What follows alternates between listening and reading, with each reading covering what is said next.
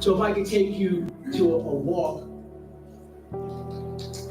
all the way back to 1979. Can you think back now how life was? Now I was 11 years old. I know you guys can't, so sorry. You're like 79, what's going on? 1979. I had the wonderful opportunity to grow up in Wilmington, Delaware. My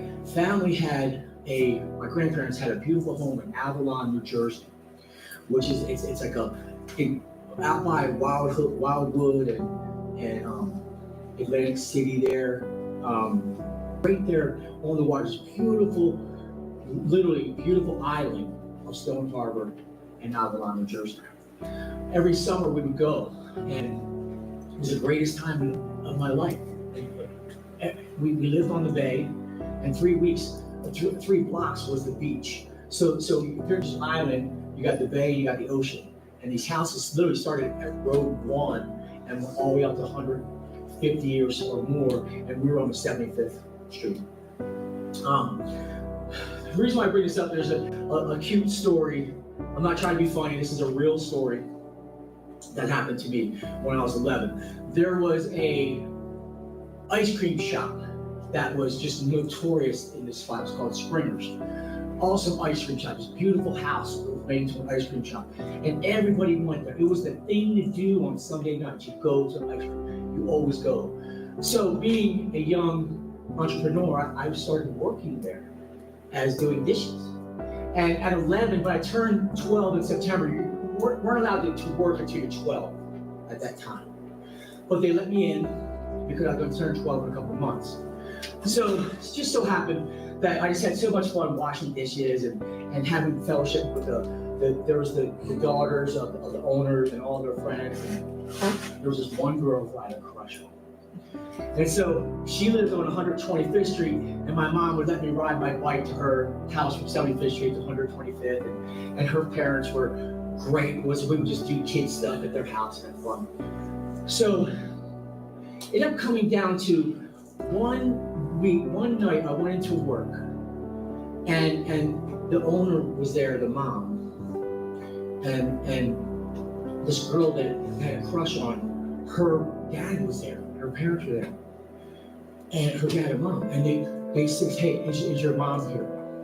And I said, "Yeah." She's outside. We brought her in. They sat us down. Okay, so I have the owner, the father of this girl, and my mom and I.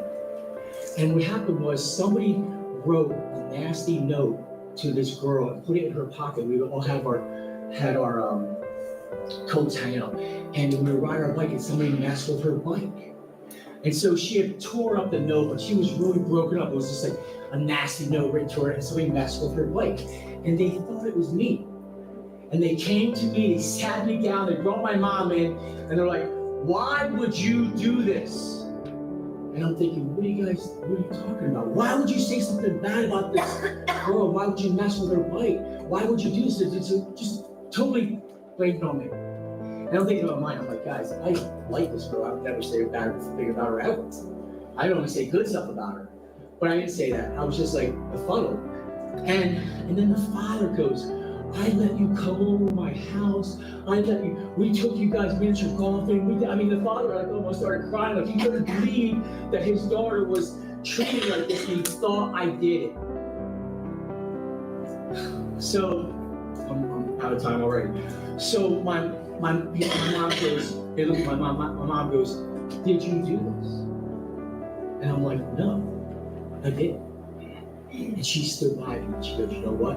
He said we didn't do it. You guys are accusing the wrong person.' And she stood by me and said, 'No, all I had to say was, no, Mom, I didn't do it.' So anyway, we get through that day. I get through work and they leave, and I'm accused of this, and they severed this relationship with me and this girl. You know, we're left. We went through our friendship. And long story short, we go get through that summer, and it was literally the end of the summer. I'm coming back the very next summer. So remember, a whole fall, winter, spring, Summer again, I show up to work, now I'm 12. I go in there, okay, my very first day, and lo and behold, the father is there again with the mother, the owner is there, this time with her daughter, and the other daughter's there, and they go, is your mom still here? I run out, grab my mom, we're like, again? They sit us all down. And you are not going to believe what happened next. But before I tell you, we're in a series titled Psalms. It's Vindicated. Now, please don't let me forget to finish the story.